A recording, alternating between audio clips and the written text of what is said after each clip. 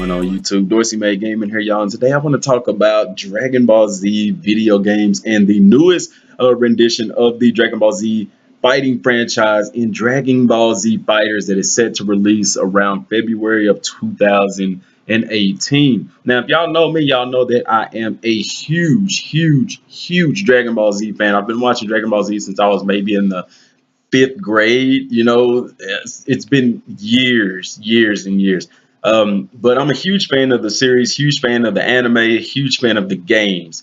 But this new game that's coming out, I want to talk on that a little bit before I get on to the main topic. But Dragon Ball Z Fighters is it seems to be what it looks like, a 3v3 fighting system where there's actually just two players on the screen at a time, but you still have two guys in your back. Kind of similar to a Marvel vs. Capcom, wherever you have one player fighting and you have two other players on your team that can come in and assist, and you can switch out and things like that. That is actually, to me, exactly what this game reminds me of. However, the animation, the graphics, this game looks amazing, man. This game looks amazing. And while I'm excited to play it, I am double-sided about it because me being a huge fan of Dragon Ball Z games, I always feel like Bandai Namco is always right there on the edge of doing something great for the Dragon Ball Z video game franchise, and then it's like they immediately fall off.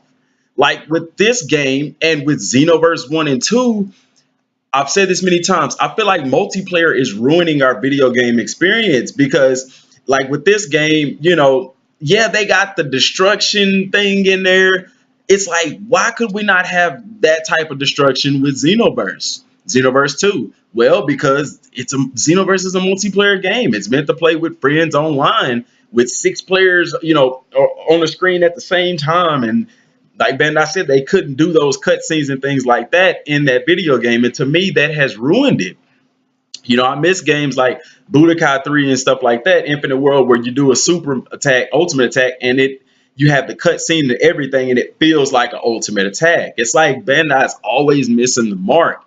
And while this game looks every bit of spectacular, it's still missing the mark because it's not open world. You can't go anywhere you want, do anything you want to do. You can't train to get better. And it's not just one-on-one action. It's 3-on-3. And that to me is so unrealistic for Dragon Ball. But I digress. Now, what this game reminds me of looking at it is like a next generation version of Super Butoden 2. This was one of the first Dragon Ball Z games that I played. I played it on an emulator for the Super Nintendo, and this game was super fun, y'all. It was in Japanese, so I could not read it whatsoever. But there's Super Butoden 2, and Super Butoden 3. I played part 1, and I've also played part 2. Haven't played part 3, but I loved part 1. Being able to power up with the guys and it's amazing because even in Super Butoden, they had beam struggles, which was really awesome. And looking back, seems to be ahead of its time in a sense, But, the characters would come out. You can charge your ki. They would even have different color ki in the game. Like you could even change the color of their ki, if I recall correctly. And, fire a small Kamehameha wave, fire a big Kamehameha wave. As you're looking here on the screen, this isn't from Super Butoden 2. I want to say this is from part 1 on the screen right here. But you had your life meter at the top, and you had your key bar at the bottom, y'all. And these players, like right now, Goku and Vegeta are backed off, so that's what happens. The screen would be split, and you could fire Ki Blast. This is from 1. Coming up is a screenshot from Super Butoden 2, and you can just see how the graphics sort of improve, man. I mean, just seeing this takes me back, y'all. When I tell y'all I used to be up for hours playing this game on a computer, you know what I'm saying? I guess I was a small PC gamer. I mean, I would use the arrows to do the ultimate attacks and things like that. Amazing, man. And I really wish I had a controller at the time, but this game was really awesome. And that's what Dragon Ball Z Fighters reminds me of, is Super Butoden 2 except on a next generation level. Because mind you, this is a Super Nintendo game right here, But the game, like I said, the game looks fun. I'm gonna get it. I'm super excited for it. Anything Dragon Ball Z, I'm gonna get it.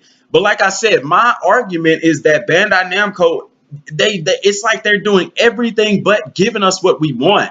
It's like they're taking bits and pieces of what we want and putting it in separate games. You see, because in this game, the animation looks fabulous, and I know it's a different studio that's doing it, but still. And then the ultimate attacks, if you go and watch some gameplay of it, and the reason why I'm not posting it because I don't want no copyright stuff like that. But anyway, um, if you look at the super attacks, the ultimate attacks in the game, you can literally KO an opponent.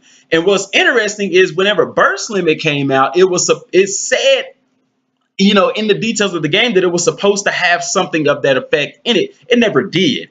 But Dragon Ball Z Fighters will, where you can do an ultimate attack. If you land it, it automatically KOs your opponent no matter how much health they have, and it does for some players a cutscene, and it looks amazing, y'all. And like I said, I really wish that we could get a Dragon Ball Z game that has the open world effect of Budokai 3 with the ultimate attacks of like the actually Budokai 3 and the beam struggles and things like that, but with like Dragon Ball Z Fighter type graphics because it looks amazing. Look, this is Super Nintendo and they have beam struggles, y'all. This used to be so much fun doing these beam struggles right here. You have no idea how fun that used to be. But like I said, the game that I want, as far as the core value of the game to be just like this, Budokai 3, whenever you could just fly around in the open world. I play games like Just Cause 3, Grand Theft Auto Mafia. Look at how huge these open worlds are nowadays. Can you imagine a Dragon Ball Z game